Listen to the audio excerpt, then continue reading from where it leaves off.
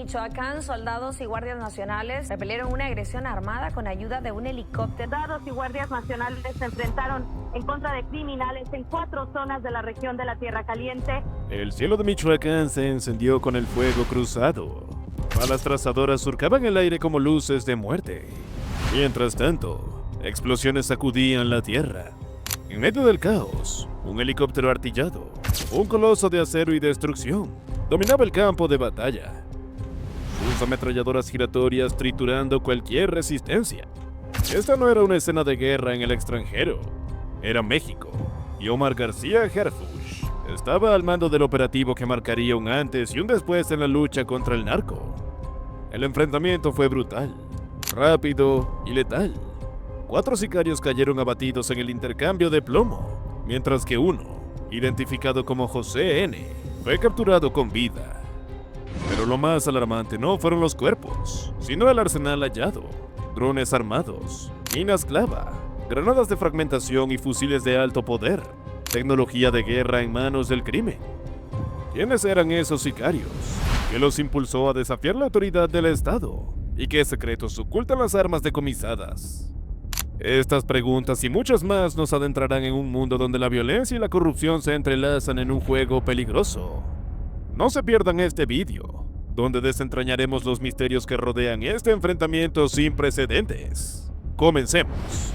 En Tierra Caliente, Michoacán, un territorio donde la violencia y la ley se disputan el control, se ha convertido en el epicentro de un conflicto que desafía la estabilidad del Estado mexicano.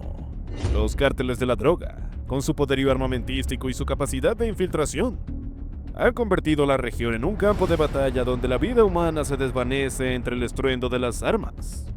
Los antecedentes de este conflicto se remontan a una escalada de tácticas insurgentes, donde los grupos criminales han adoptado estrategias militares para desafiar la autoridad del Estado.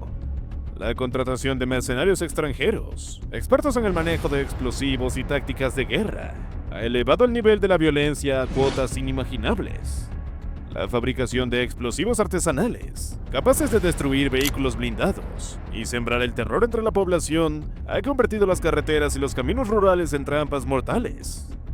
La situación en Tierra Caliente se ha convertido en un desafío para el Estado mexicano, que se enfrenta a un enemigo que se nutre de la corrupción y la impunidad.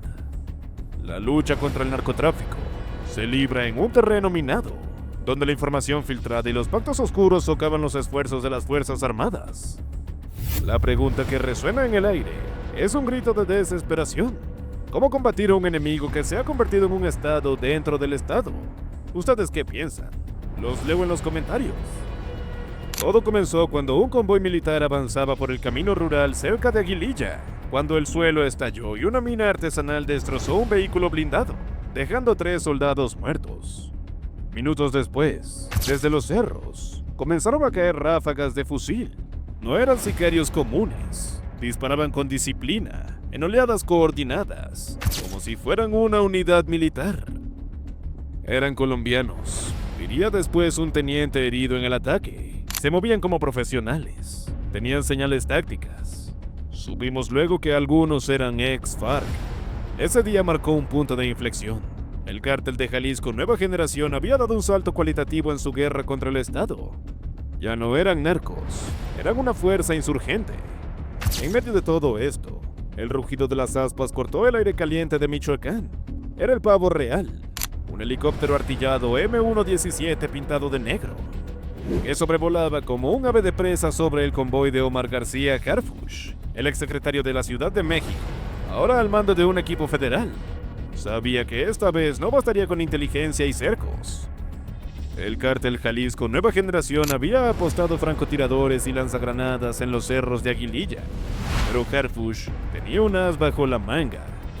«Que bajen al infierno», ordenó por radio. El helicóptero, armado con una M134 Minigun, capaz de disparar 3000 balas por minuto, abrió fuego. Los árboles se deshojaron bajo la lluvia de plomo. 4 sicarios cayeron abatidos antes de que pudieran reaccionar. Entre los escombros de una casa de seguridad, las fuerzas especiales capturaron a José N., un lugarteniente con información clave sobre células urbanas.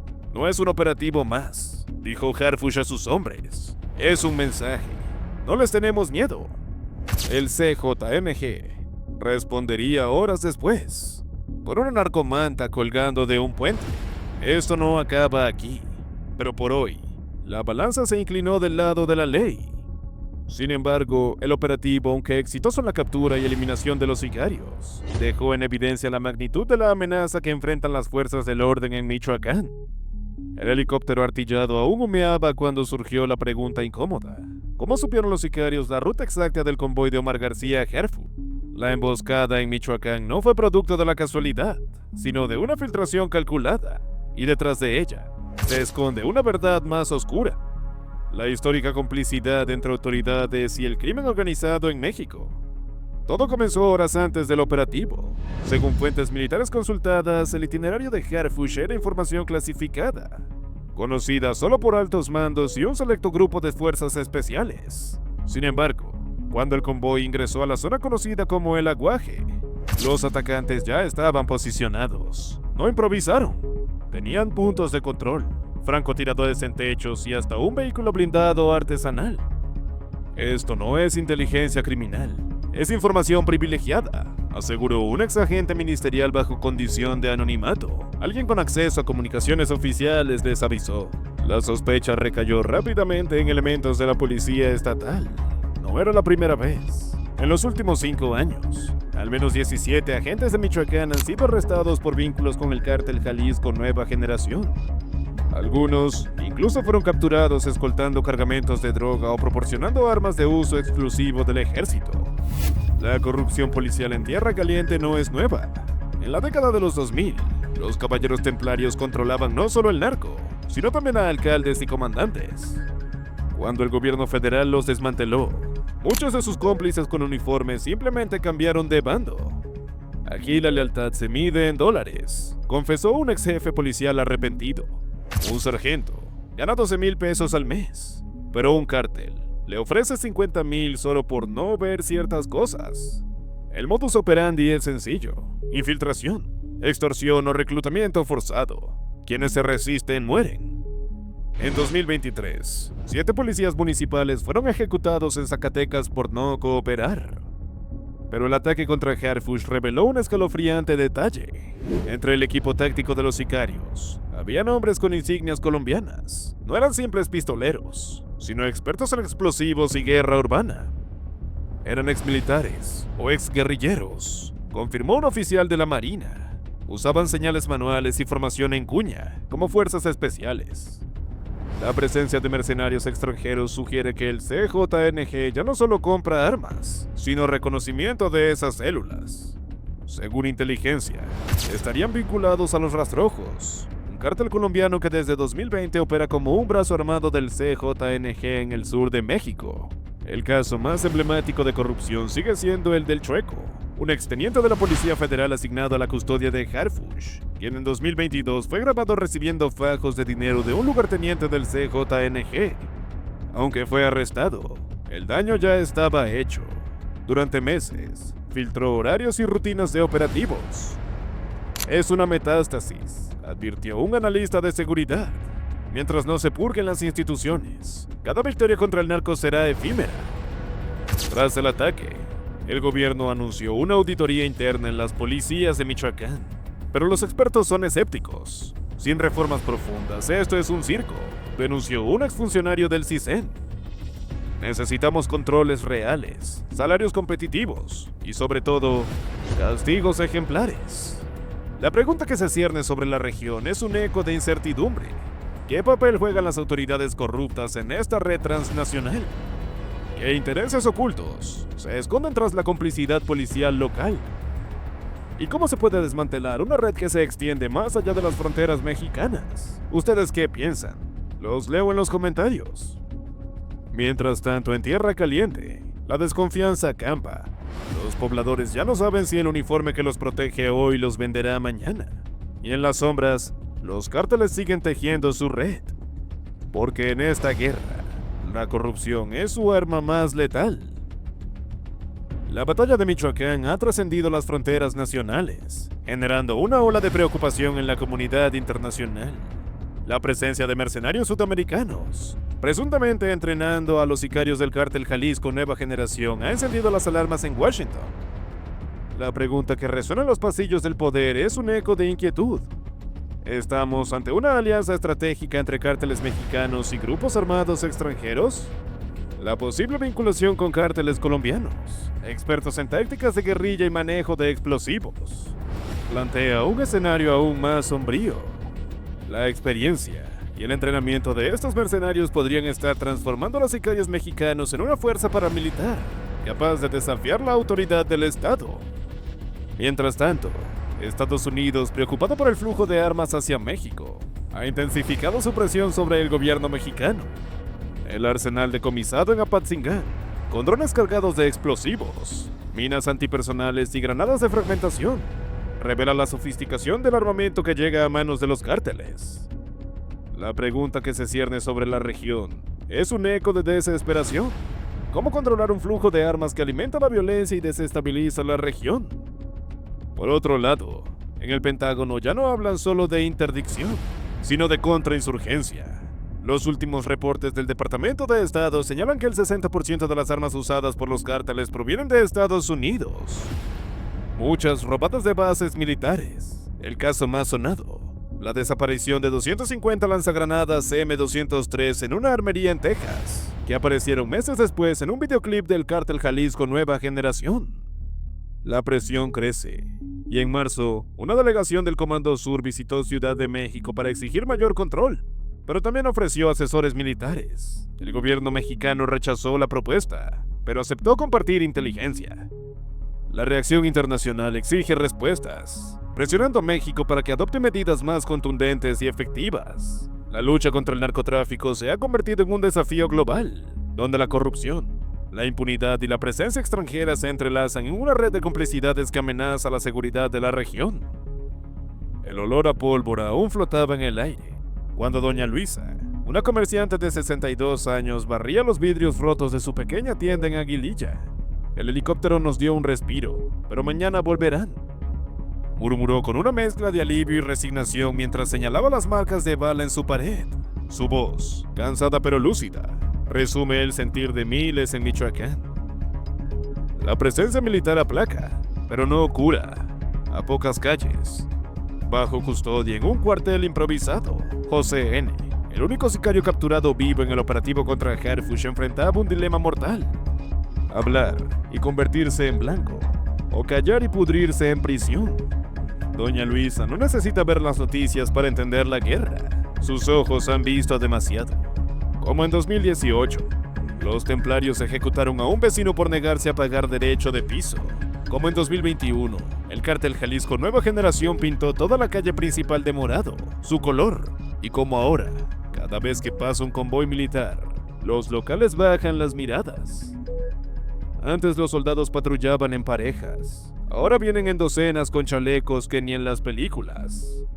Cuenta mientras sirve un café a un grupo de periodistas. Su testimonio coincide con un dato escalofriante. El 70% de los municipios de Tierras Calientes tienen toque de queda no oficial después del anochecer. Pero la verdad más cruda viene de quienes estuvieron al otro lado del arma. El M, un ex sicario que pidió anonimato, reveló detalles que explican la brutal escalada. Los de arriba tienen asesores que enseñan a usar explosivos como si fueran profesores de matemáticas. A mi generación nos daban un cuerno de chivo y nos decían dispara. Ahora les dan cursos de 3 semanas sobre cómo volar puentes o desviar drones. Sus palabras no son paranoia. En enero, la Guardia Nacional desactivó un lote de granadas hechizas con sellos de fabricación venezolana en Paracuaro. En una celda blindada del Cerezo de Morelia, José N. se muerde las uñas, capturado con vida durante el operativo de helicóptero artillado. Este lugarteniente de 28 años sabe demasiado. Rutas de narcotráfico, nombres de jefes regionales. Y lo más explosivo, los nexos entre el cártel Jalisco Nueva Generación y autoridades corruptas. Fuentes judiciales filtraron que durante su interrogatorio mencionó a un comandante que alertaba por mensajes cifrados sobre operativos. El problema es que hablar implica firmar su sentencia de muerte. En este negocio, los que cantan mueren 2 veces. Primero cuando los marca el gobierno, luego cuando los encuentra el cártel, advirtió el M. Y no exagera. En 2023, 4 testigos protegidos en el caso Ovidio Guzmán aparecieron asesinados pese a estar bajo custodia. Ahora, fiscales debaten si trasladar a José N. a un penal de máxima seguridad o usarlo como pieza clave para desmantelar células urbanas. Mientras, en los foros clandestinos de narcomensajes, ya circula una foto suya con la leyenda: los traidores nunca merecen ver la luz del día. Entre tanto, la población civil queda atrapada en el fuego cruzado. En Tepalcatepec, el padre Rubén, párroco de la iglesia local, guarda bajo llave docenas de cartas donde vecinos denuncian extorsiones. Nadie las firma. Saben que si el cártel las encuentra, no solo morirá el denunciante, sino toda su familia. Explica mientras muestra los sobres anónimos. Este miedo sistémico tiene datos duros. Según el INEGI, el 89% de los delitos en Michoacán no se denuncian. La ironía es cruel.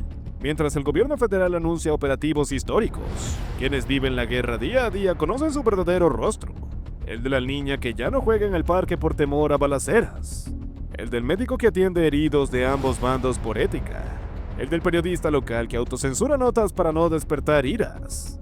Como resume amargamente doña Luisa, aquí no ganan los buenos ni los malos, sobrevive el que agacha la cabeza. Mientras el helicóptero artillado regresa a su base y José N. enfrenta su noche más larga, una pregunta flota sobre tierras calientes: ¿servirán estos testimonios para cambiar algo?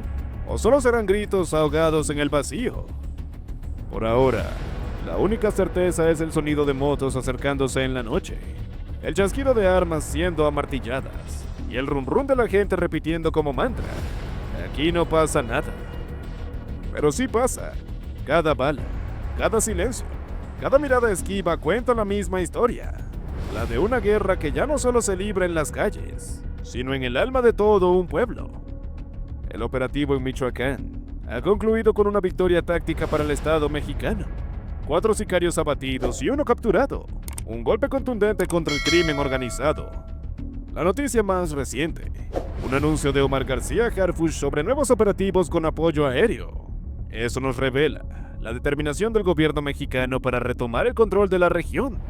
¿Pero serán suficientes los drones y los helicópteros artillados, utilizados para desmantelar una red de impunidad que se extiende desde las filas militares hasta los despachos empresariales?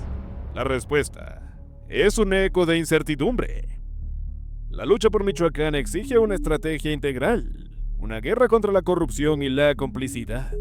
No se pierdan el próximo vídeo, donde desentrañaremos los misterios que rodean este conflicto sin cuartel. Suscríbanse y activen la campanita para no perderse ni un detalle.